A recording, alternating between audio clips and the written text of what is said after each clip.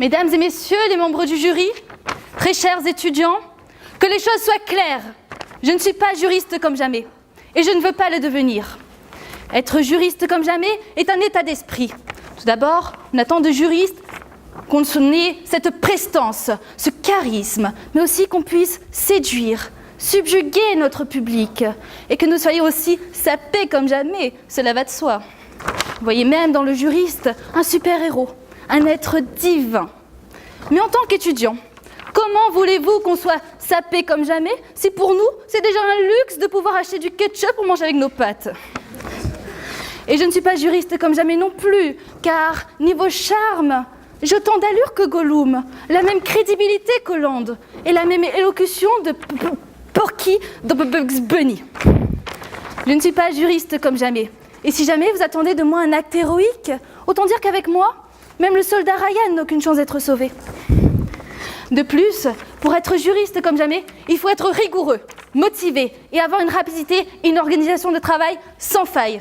Sur ce point, je vous l'accorde. Je pourrais être juriste comme jamais, car tel un chargé de TD qui prend 3 mois pour corriger nos copies, moi je prends 2 semaines pour faire une fiche d'arrêt. Non pas parce que je suis nulle, mais niveau motivation, sur une échelle de 1 à 10... Vous savez quoi? On va laisser tomber. Parce qu'il faut encore construire l'échelle, après il faut monter dessus. Non.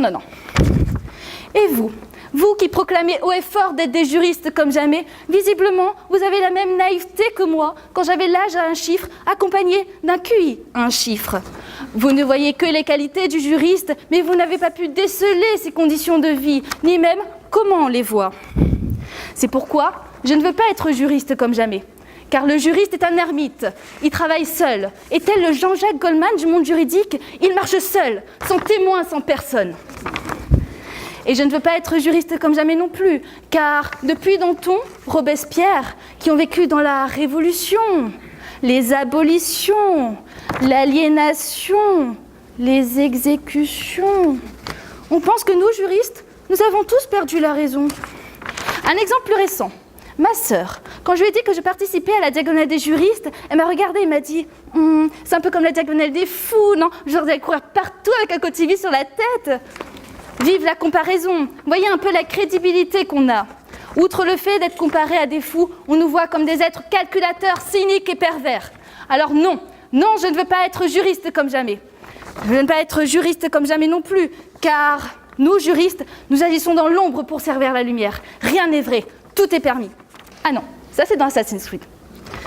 On est donc condamné à vivre dans l'ombre d'une personne, à ne pas être reconnu. Et ça, que l'on soit juriste ou non, c'est comme ça. Enfin, remarquez, le seul qui a eu de la chance, c'est Ron. Car même s'il vit dans l'ombre d'Harry, il a quand même pécho Hermione. Je dis ça, je dis rien. Pardon, je digresse. Je ne veux pas être juriste comme jamais. Car si c'est pour finir ma vie comme une ermite dépressive avec des troubles psychologiques, je préfère m'en passer.